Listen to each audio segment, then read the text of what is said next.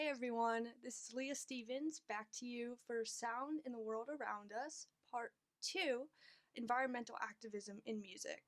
So if you haven't gotten a chance yet to listen to Part 1, which is titled Deep Listening, make sure you go back and watch that first before jumping into this session.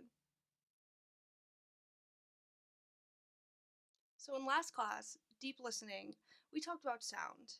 Sounds in our everyday lives, sounds around Pittsburgh.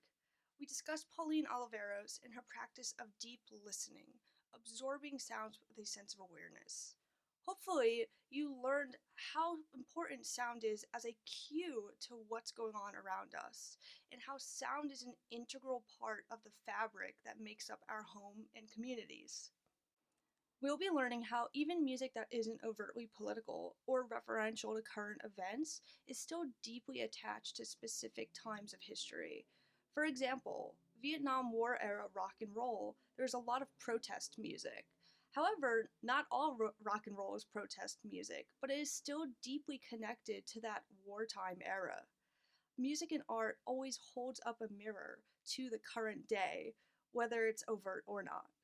Now, environmental activism goes farther back than just the last few years.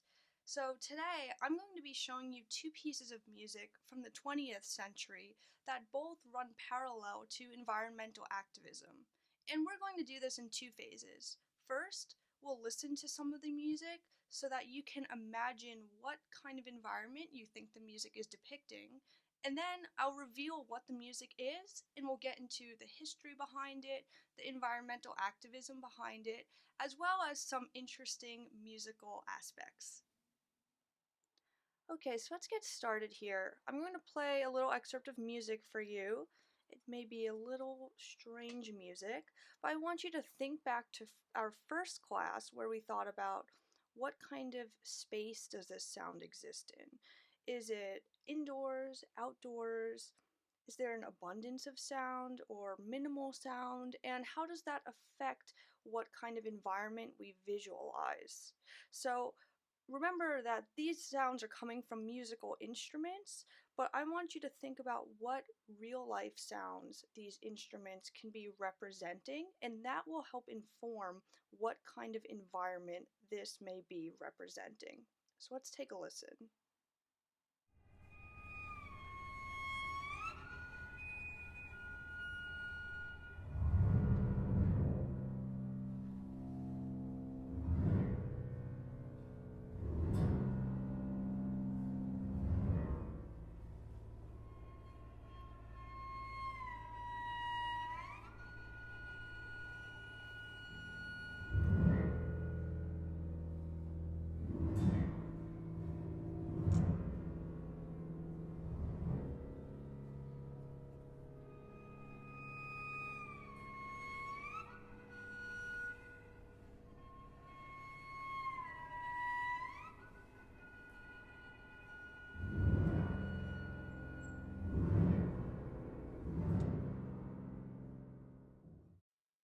Okay, so what words can we use to describe what we just listened to? I think of words like ominous, scary, otherworldly, lonely, sparse, alien. And what that excerpt is from is a piece called Vox Ballinae by George Crum, and that title translates to Voice of the Whale. So what you just heard is near the beginning of the piece, introducing this under the sea sort of environment where it's dark, lonely, and very spacious sounding. Okay, so before we dive deeper into this music, let's talk a little bit about George Crum.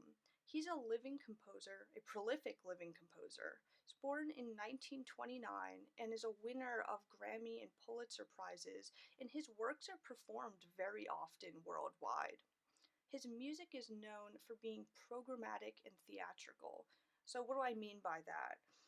In this case, for this piece, it's programmatic in a sense. It's telling this story of the whale, the ocean, and creating that space.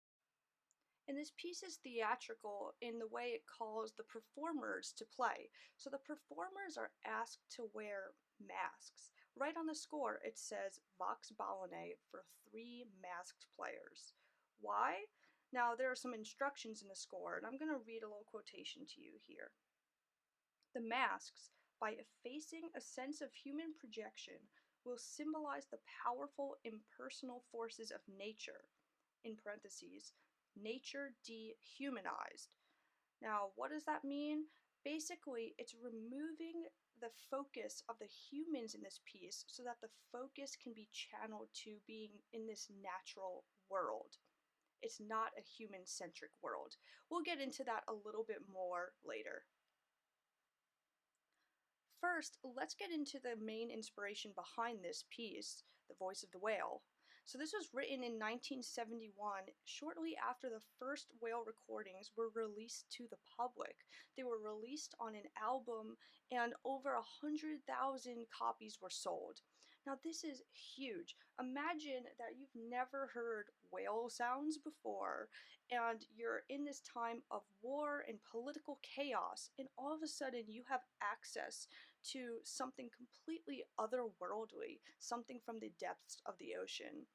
This was so prolific, and it launched movements like Greenpeace and the Save the Whales campaign, and it served as a point of inspiration for this piece.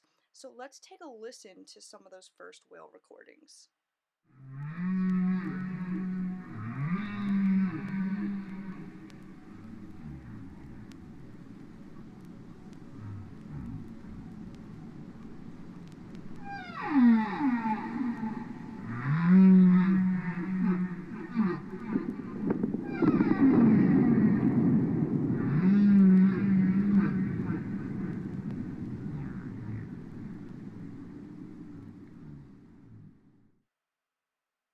So these recordings definitely served as a point of inspiration for this piece. However, there are so many layers at play within this music, and we'll get into that detail by detail.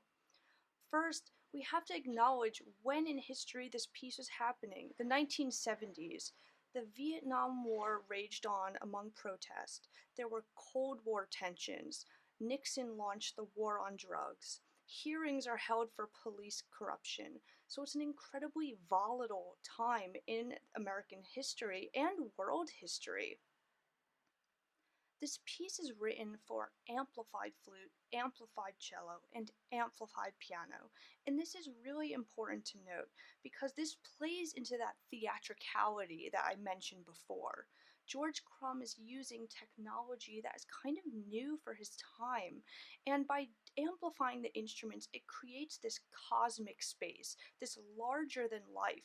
You're taking these classical instruments, which can be kind of soft on their own, and making their sounds fill concert halls. And that really sets the stage for what this piece is about. Now the piece opens with a vocalese for the beginning of time, and this is something marked directly in the musical score.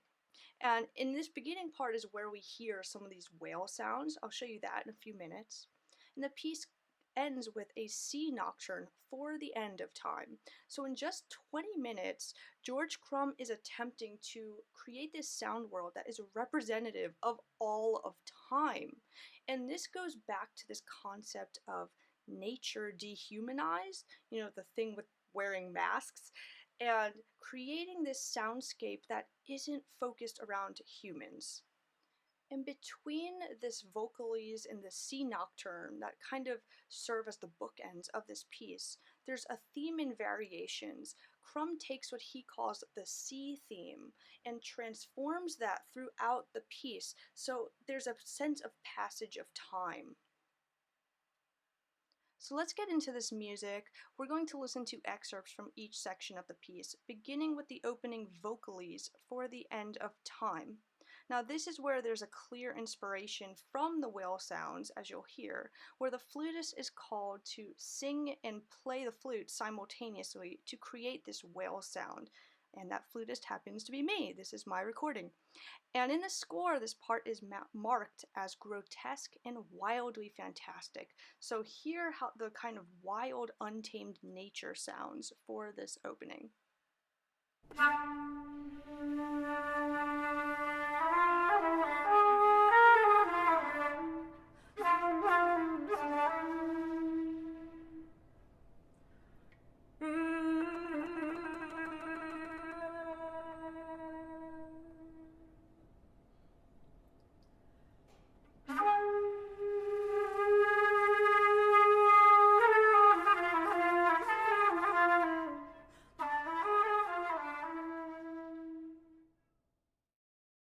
Now, before we move on to the C theme, I have to mention that near the end of the vocalese, there's a quotation of Richard Strauss's Ososproxarthustra, that took me years to figure out how to pronounce, which is drawn from German philosopher Nietzsche's novel Ososproxarthustra.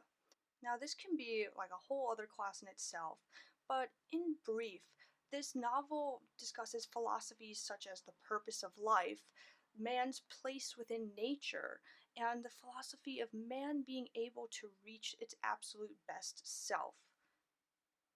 In other words, these are very human-centric philosophies. Now I'm going to play for you the opening of Richard Strauss's tone poem, Also Sprach Zarathustra, which you may be familiar with as it comes up in movies pretty often. It's been in movies such as 2001 Space Odyssey, Toy Story 2, The Simpsons, and WALL-E. So let's take a listen.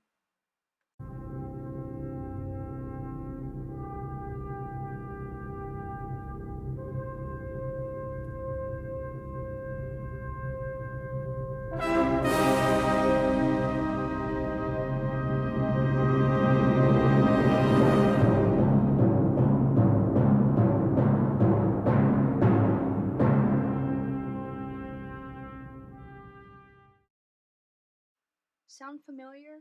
Now let's take a listen to the quotation that comes up near the end of George Crum's Vocalese, which he marks in the score as a parody of Also Sprach Zarathustra.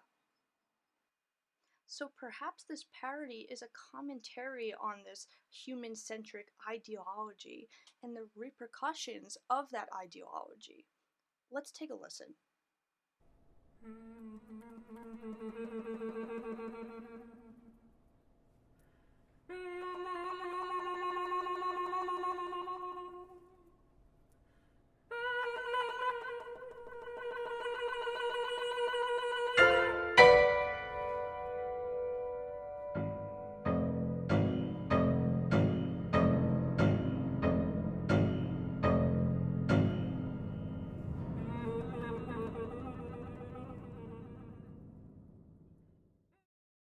Okay, so moving on, I'm going to play for you the C theme, which is the same music that I played for you in the opening of this class. Now notice below it, you're probably wondering, what are these archaeological periods doing here? Those are actually the names of each of the variations. So remember I mentioned this is a theme and variations. So let's take a listen.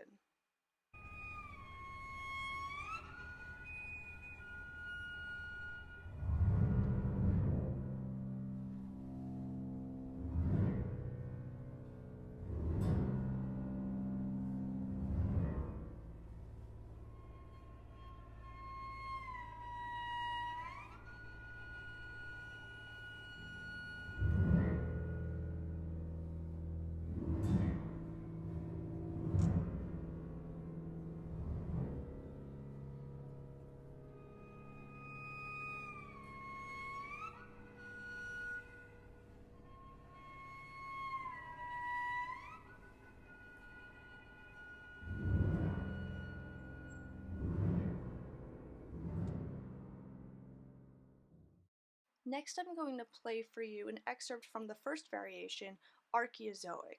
Now, creating music that spans all these archaeological periods again creates that effect of a massive passage of time. In this variation, you're going to hear something called a Seagull Effect in the cello, which will make perfect sense when you hear it. And this is again invoking sounds of the ocean and underwater sounds, but a little more present than the sea theme.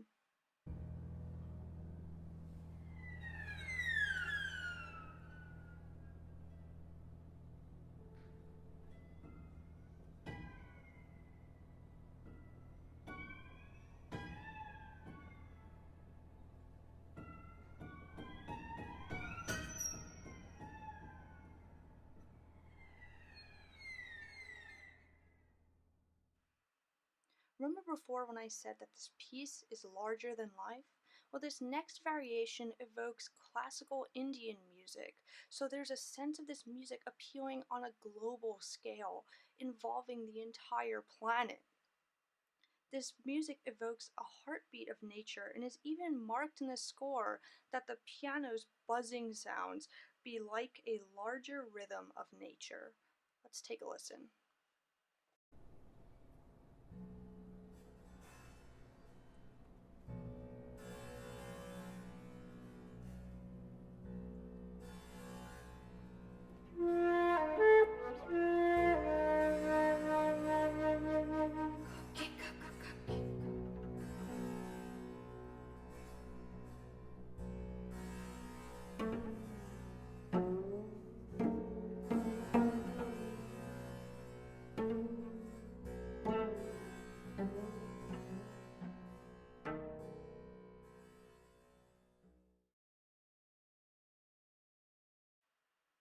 Have you noticed that since the sea theme, the sounds are becoming a little more present, a little more active?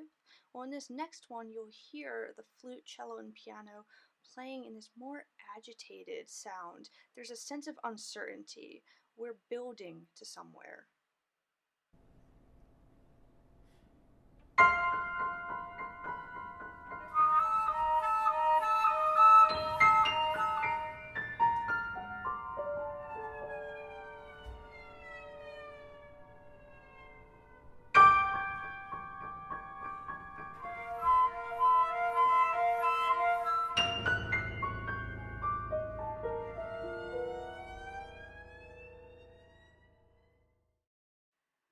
Next up is Mesozoic, by far the most extroverted music of the piece so far.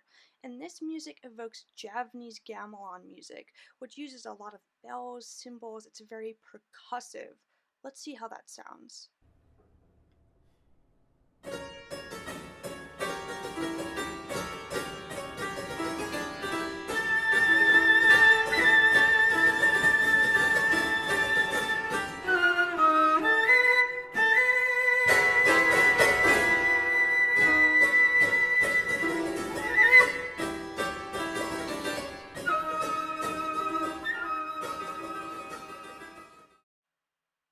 The final variation is Cenozoic, and this is the peak of the piece. The variations have been building to this explosion of sound.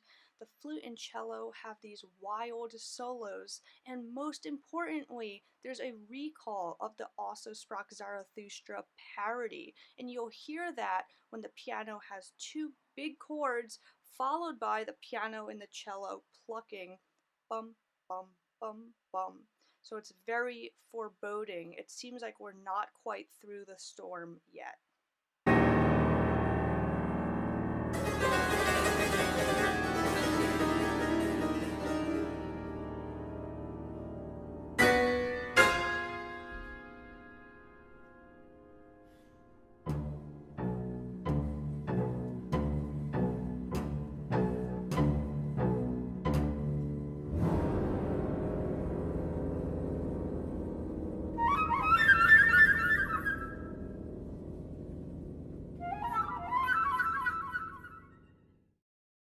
After this explosion of sound, the music falls into the sea nocturne, which takes the melody from the sea theme and expands it into this beautiful, lush song. It sounds like after this epic man versus nature conflict that we are finally reaching a resolution.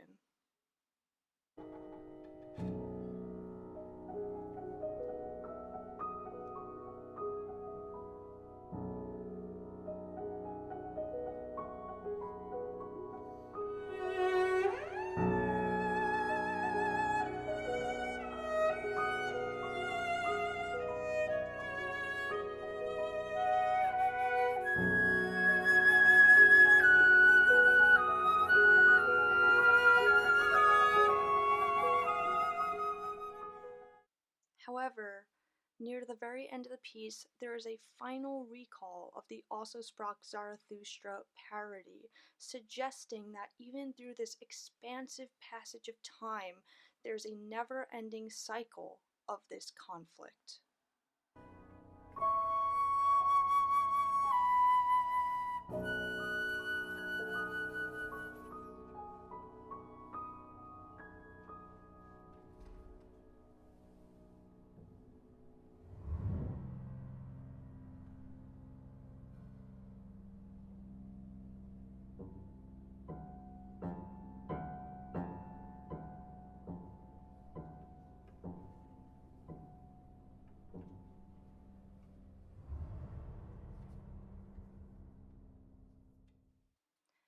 closing, while this piece isn't overtly political, it is reflective of the volatile times of the 1970s and the uprising of movements like the Save the Whales campaign. And incorporating so many influences and layers into this music, it becomes important on a global and even cosmic scale. And because of that, this piece is timeless and relevant to current day. Next up, we have our second piece, and I again want you to listen to this excerpt and visualize the sounds and think about what this music can be representing.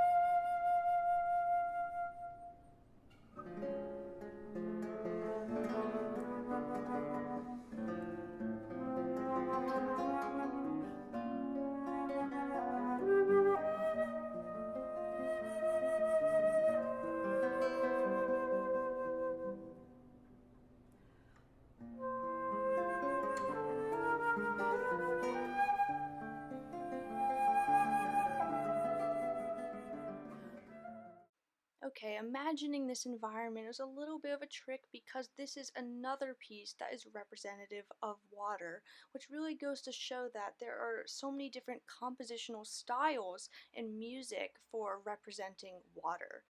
The excerpt you heard was from Toward the Sea by Toru Takemitsu. Like before, we're going to discuss Takemitsu and his work a little first, and then we'll get a little bit more into detail about the music.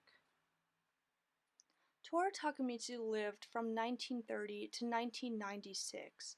He was a mostly self-taught composer, and his music lives on with a legacy of being extremely colorful, combining traditional Japanese sounds with Eurocentric sounds. He wrote many pieces about water throughout his compositional career, and especially in the 1980s, where he wrote no less than 12 pieces about water, including Rain Tree, Rain Dreaming, The Sea is Still, and I Hear the Water Dreaming. And of course, Toward the Sea, which was written in 1981, 10 years after Vox Ballone. While Vox Ballone was written just as Greenpeace and the Save the Whales campaign was emerging, this piece was actually commissioned by the Save the Whales campaign, meaning the Save the Whales campaign asked Takemitsu to write a piece for them. This piece is for alto, flute, and guitar, and like before, these recordings are actually my own. I played Toward the Sea and Vox Ballone together on my most recent recital. The alto flute is larger than a normal flute, which means the pitch is lower, and this is certainly appropriate for this piece where, again, we're evoking a whale. The three movements of this piece are Night, Moby Dick, and Cape Cod, and throughout all three movements, there's a cipher that Takemitsu uses for the word sea, and a cipher is like a hidden message in the music, where each letter of the word sea coincides with a pitch. In German, the pitch E flat is S, and this German word represents the letter S. The letter E is E natural, and the letter A is A natural. This little motive sounds like this.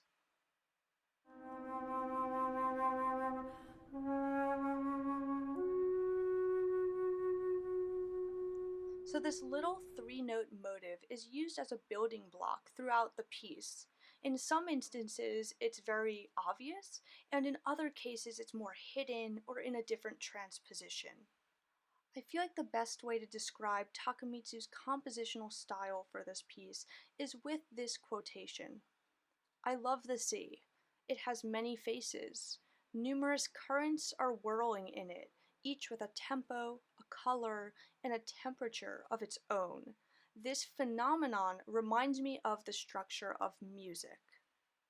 So let's take a listen to the ingenious and colorful ways in which Takamitsu illustrates the sea and the many different moods it has. First, let's listen to this calm excerpt.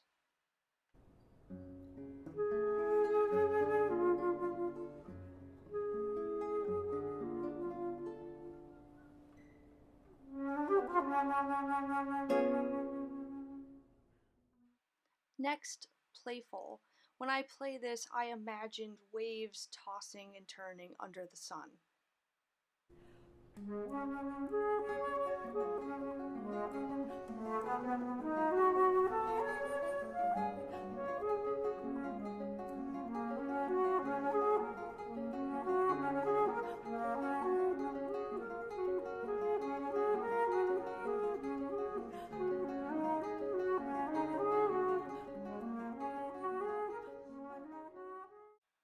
Lastly, there's agitated, where it seems like a storm is building in the water.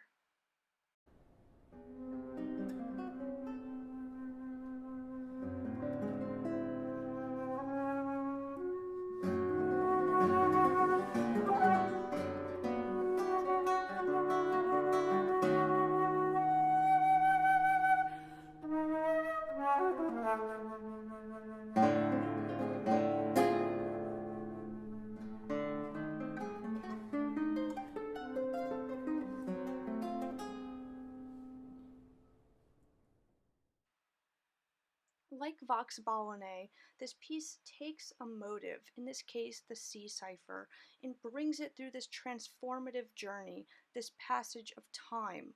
But ultimately, the piece concludes again with the sea cipher, the most mournful, bittersweet, and sorrowful time of all.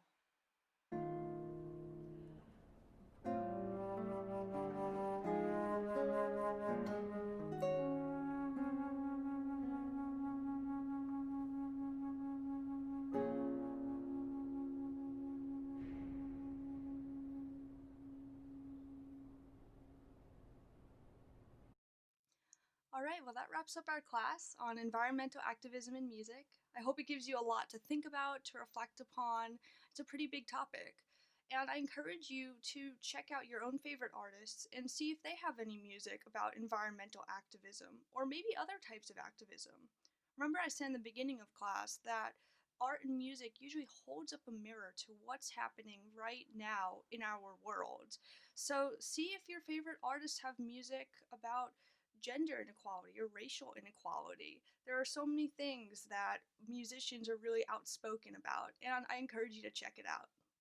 Thank you so much for your time today for part 2 of Sound in the World Around Us, and I'll see you for part 3, which is called World Building. I'll be doing a lot less talking, a lot less history teaching, and this will be focused on listening to music and really using your own creativity and imagination. I'm hoping it's a bunch of fun, maybe takes you back to your childhood a little nostalgia, which I think is always good, especially in stressful times. And I hope you enjoyed this class and enjoy the next one. See you then.